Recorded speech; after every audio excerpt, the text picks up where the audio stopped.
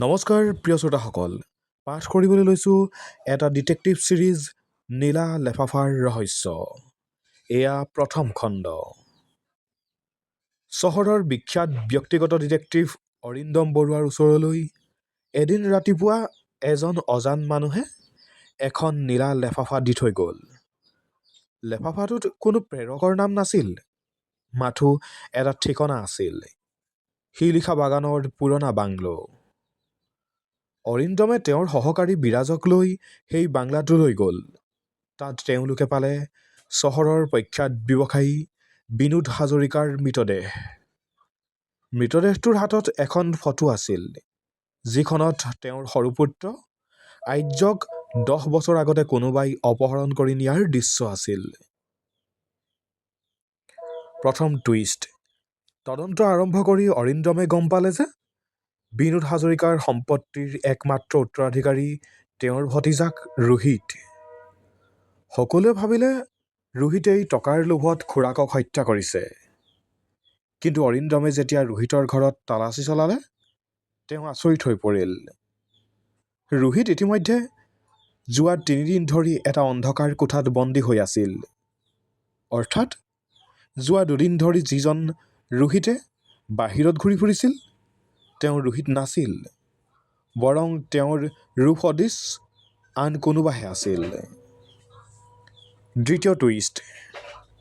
অৰিন্দমে সেই নকল ৰোহিতৰ পিছে পিছে গৈ গম পালে যে সি আন কোনো নহয়, সেই 10 বছৰ আগতে হেৰাই যোৱা বিনোদ হাজৰিকাৰ পুত্ৰ আৰ্য।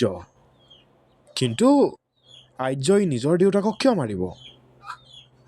আৰ্যই কান্দি কান্দি ক'লে যে তেওঁ দেউতাকক মাৰিবলৈ অহা নাছিল, বৰং বচাবলৈহে আহিছিল।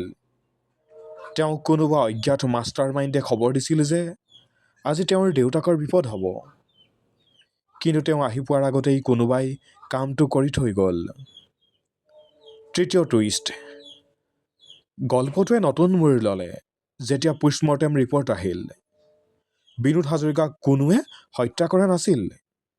তেওঁৰ শৰীৰত বিষ পোৱা গৈছিল যদিও সেই বিষটো তেওঁ নিজেই এটা বিশেষ দৰৱৰ নামত খাইছিল। সেই দৰৱটো কোনে দিছিল? তদন্তত ওলাই পৰিল অৰিন্দমৰ সহকাৰী বিৰাজৰ নাম। বিৰাজ আচলতে বিনোদ হাজৰিকাৰ এজন পুৰণা শত্ৰুৰ পুত্ৰ আছিল, যিয়ে প্ৰতিশোধ ল'বলৈ অৰিন্দমৰ লগত কাম শিকিবলৈ সোমাইছিল। চূড়ান্ত টুইষ্ট। যেতিয়া আৰক্ষীয়ে বিৰাজক ধৰিবলৈ গ'ল, তেতিয়া বিৰাজে হাঁহি এটা মাৰি ক'লে, মই বিষটো দিছিলোঁ সঁচা, কিন্তু সেইটোৱে তেওঁক মৰা নাছিল। তেওঁ মৰাৰ আগতে এটা ফোন কল পাইছিল। অৰিন্দমে কল ৰেকৰ্ড চেক কৰি স্তম্ভিত হৈ পৰিল। ফোনটো আছিল বিনোদ হাজৰিকাৰ নিজৰ পত্নীৰ পৰা, যিগৰাকী 5 বছৰ আগতেই মৰিছে বুলি সকলোৱে জানিছিল। তেওঁ জীয়াই আছিল, আৰু তেওঁৱেই আৰ্যক ইমান বছৰ বন্দী কৰি ৰাখিছিল। তেওঁ বিনোদক ক'লে যে আৰ্যক তেওঁ তেতিয়াহে এৰিব যদি বিনোদে নিজৰ জীৱন শেষ কৰি দিয়ে। অৰিন্দমে শেষত গম পালে যে আচল অপৰাধী কোনো এজন নহয়, বৰং এটা গোটেই পৰিয়ালৰ গোপন ৰহস্য। আৰ্যক উদ্ধাৰ কৰা হ'ল, বিৰাজক জেললৈ পঠোৱা হ'ল। কিন্তু সেই নীলা লেফাফাটো কোনে পঠিয়াইছিল? অৰিন্দমে নিজৰ ডায়েৰীখন মেলি চালে।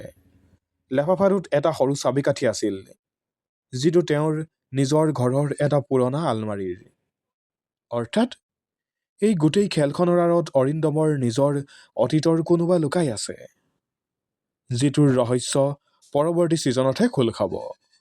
প্ৰিয় শ্ৰোতাসকল, পৰৱৰ্তী খণ্ড শুনিবলৈ আমাৰ সৈতে সংযুক্ত হৈ থাকিব। ধন্যবাদ।